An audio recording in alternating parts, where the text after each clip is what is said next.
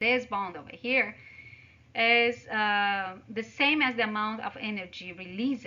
So if I use this energy to break down, I will break down this bond. Okay? So in the chapter 5 or 6, we drew the electron configuration or electron dot formula, remember? So if you have 1 electron, so it will be 1 electrons. If you have a 4, like a carbon, so that is a dot. If a chlorine, so I have a 7. I have a pairs and one alone over here. So the electron dot formula is also known as the Lewis structure. So Lewis structure shows the bonds between atoms and help us visualize the arrangement of the atoms in a molecule.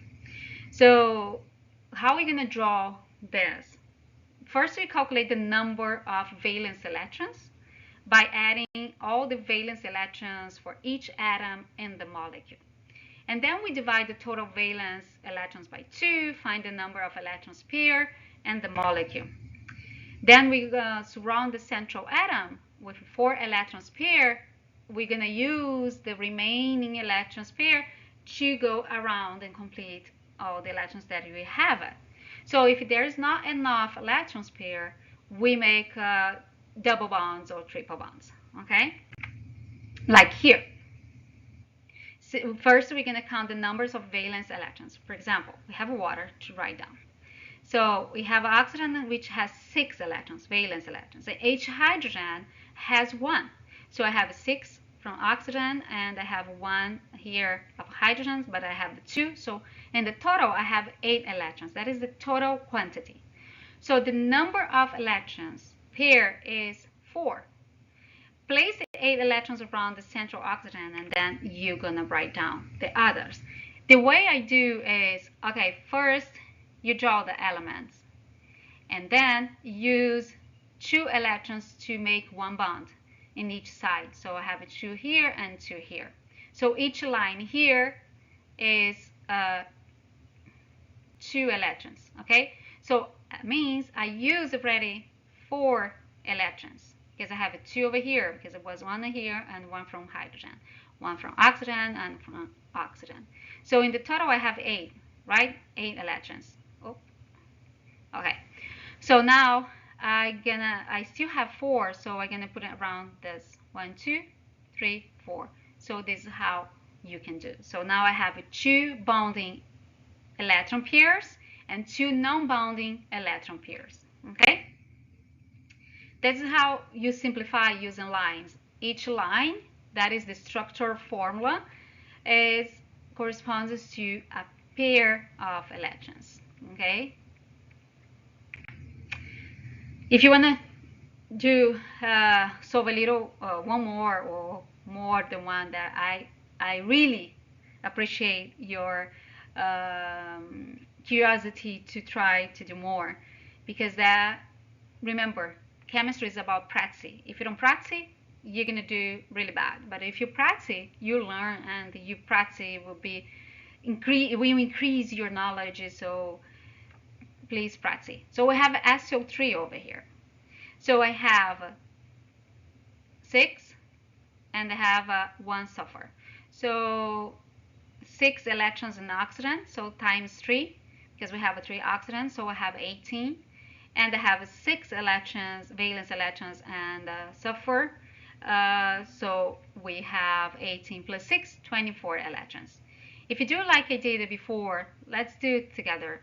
So I have sulfur, and I have 3 oxygen. So I'm not worried about the geometry right now. Okay, I'm just want to teach you how to draw this. So I use over here. So first thing, you choose the central element. Okay, so normally is the one that has the lowest number of elements. So I have a sulfur. That is the lowest number of atoms over here. So here we have the oxygen, oxygen, oxygen. So first thing that you're going to do, bond everybody together. So I have O, O, and O.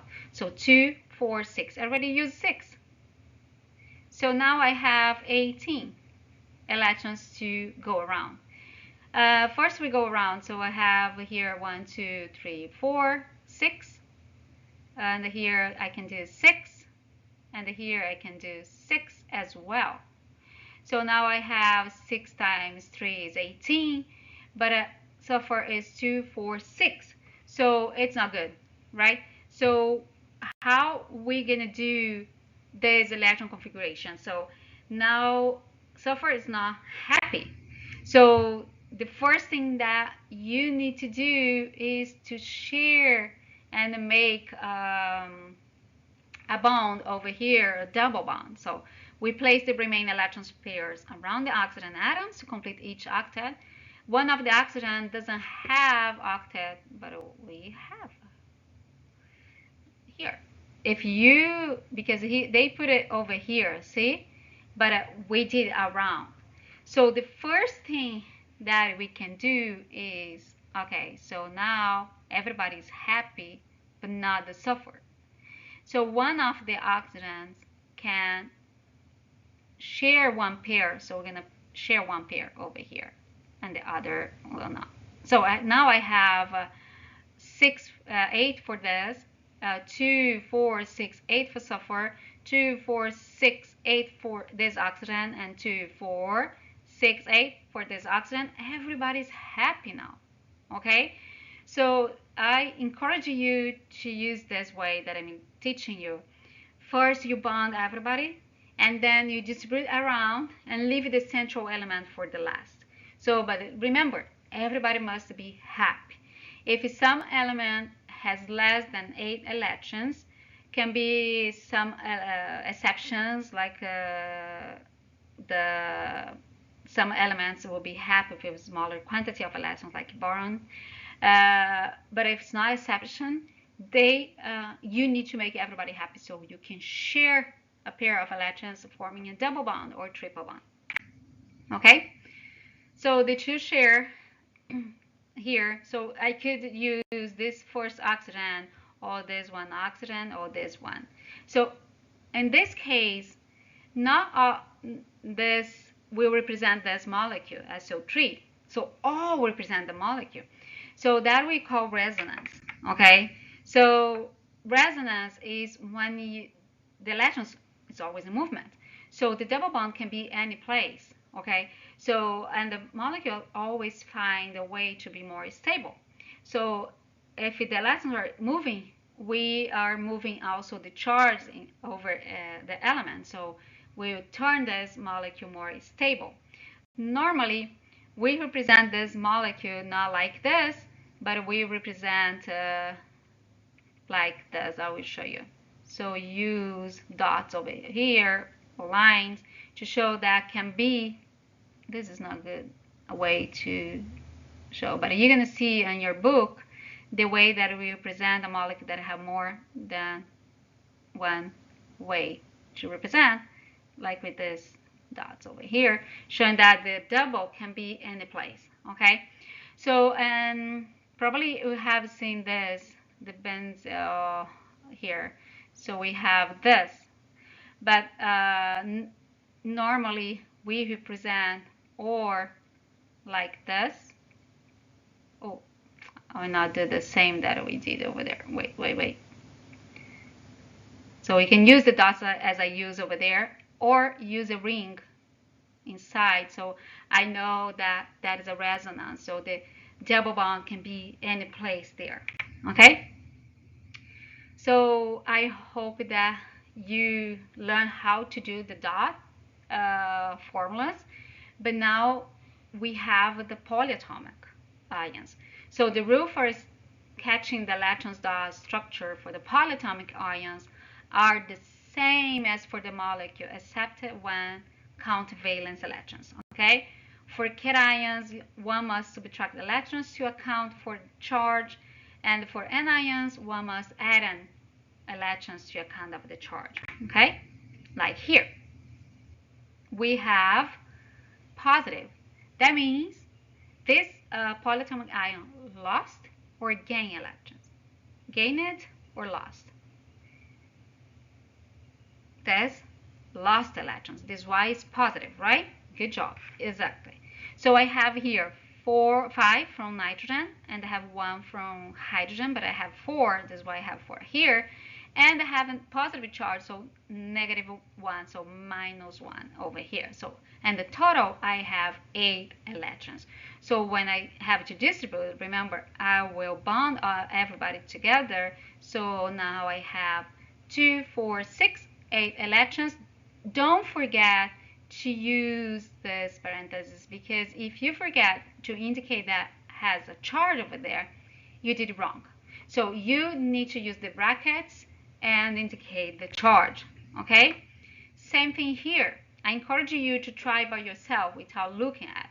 So calculate the electrons. So I have 4 for carbon, that is the valence electrons, okay? And I have 6 valence electrons for oxygen, so I have 3. So in the total, plus 2, because I have a -2, that means did gain electrons over here, right? So I have plus 2, so 24 electrons. So the first thing that you do, you distribute around. So then you gonna do this 2, 4, 6, 2, 4, 6, 2, 4, 6. So everybody's happy unless carbon. Carbon is tetravalent. So that means needs 4 bonds. If it doesn't have 4 bonds, or no pairs over here, no bonding pairs, it's wrong. So because carbon here is very sad because I only have 2, 4, 6. So what you can do here is take out 1 pair from one of the oxygen and make a double bond. Everybody gonna be so happy, okay? So this is why we have a double bond over here. And this double bond could be in different places, okay? So don't forget the brackets and don't forget to indicate the charges, okay? And then we have the covalent bonds that result from the sharing of electrons. So polarity is defined as the separation of charge. If one atom in a bond attracts the bonding electrons more than the other, with the difference of electronegativity, remember that we talked about that before? That is a polar bond, okay? There will be a separation of a charge and the bond will be polar. When we talk about the bond, not the geometry, okay? A molecule can have a polar bond and non-polar molecule, okay? So here we are talking about polar covalent bond. It's one of which the electrons are not shared equally.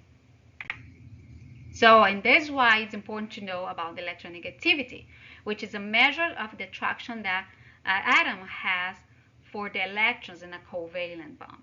So Linus Pauling devised a method for measuring the electronegativity of each of elements. I already showed you a table with the electronegativity and how to use.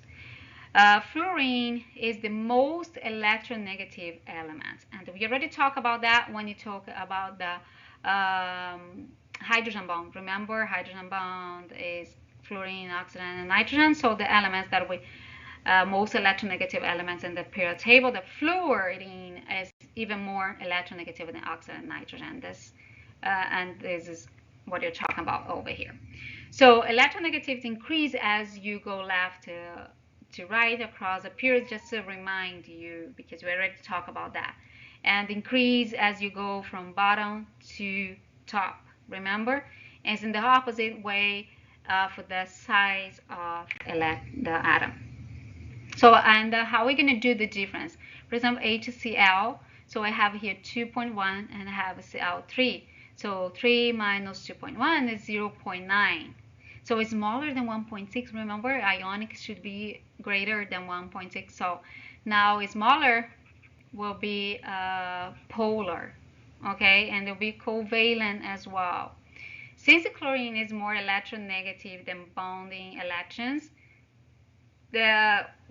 who can attract who? Chlorine, right? Because it has more electronegativity than hydrogen. So that means the electrons will be more close to chlorine than hydrogen, okay? That is a polar bond over here, okay? Polar bond is when you have a difference of electronegativity. So we use Greek letter delta to indicate a polar bond. The negative charge is indicated by the symbol negative, and the positive by the symbol positive. So this refers to a delta notation polar bonds. Okay, have partial polar positive charge and partial negative charge. Exactly how I did to explain to you the intermolecular forces over there, because we talked a little bit about that. Remember? So the halides are more electronegative than hydrogen, so they are designated with a negative, and the hydrogen will be positive because the electron will be more close to fluorine over there. When you have two similar covalent atoms or two the same atoms, so the bond will not have a difference of electronegativity here because the elements are equal. So they are shared equally. So that is non-polar bond. Okay. So if the difference between those electronegativity is smaller than 0.5, so it's a non-polar bond. Okay. And we have a coordinated covalent bond. What is that? Is one atom provides both the bonding electrons. So here, if I have this oxygen, everybody's happy here, 2, 4, 6, 8. And so, and how they're gonna bond with this? So they can use both electrons to bond with this oxygen, form ozone. Okay, so that is the coordinated covalent bond. So I have here one of example, so you can tell me which compounds are non-ionic. Remember, ionic is metal plus non-metal. So the first thing that you're going to see, like, okay, I have a metal over here, I have metal over here, I have metal over here, and I have metal over here. The only non-ionic will be here, hydrochloric acid, because it's hydrogen and no metal. That is a covalent bond over here, okay?